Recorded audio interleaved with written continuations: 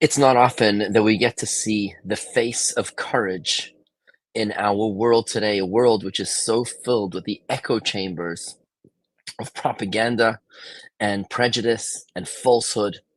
To hear the voice of courage for a man to stand up in front of the representatives of the world and to speak truth is nothing short of jaw-dropping. Take a look at Colonel Richard Kemp, retired British Army officer, speaking about the war in Israel.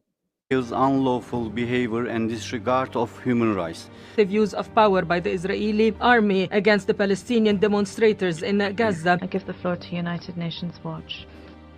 Mr. President, I was a British commander in Northern Ireland, Iraq and Afghanistan and have extensive experience dealing with rioting crowds whipped up by armed terrorists.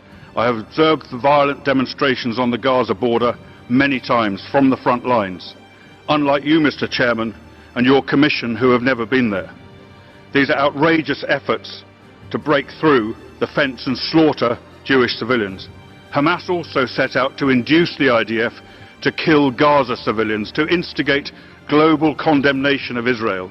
The IDF took every possible step to avoid Palestinian casualties, but using live ammunition as a last resort was the only way they could defend their own people.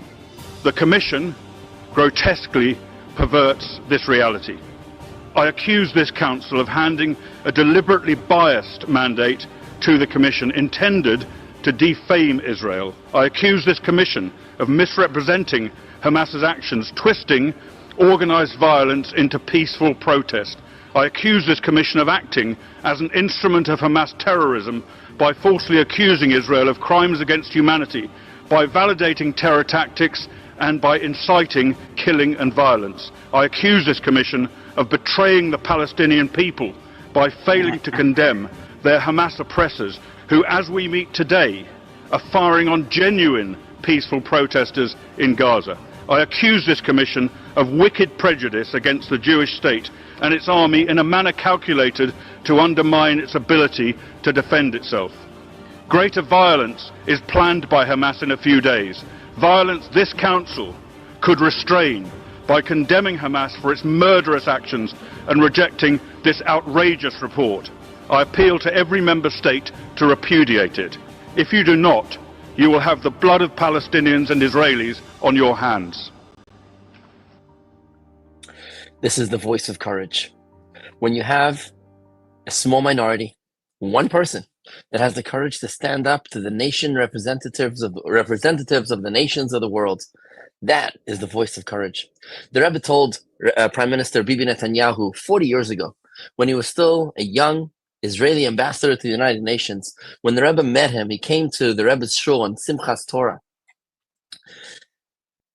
And the Rebbe said to him that the way we're supposed to deal with the United Nations is as a house of darkness. Now, when you're faced with darkness, what do? You don't beat the darkness with a baseball bat. The way to combat darkness is simply by kindling a light. One small flame dispels a disproportionate amount of darkness.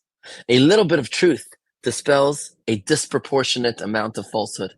We too should learn the same, to be able to stand up with courage and with fortitude in what we believe in, to stand up for our family, to stand up for Israel, to stand up for what's right, despite the echo chamber of hatred that surrounds us.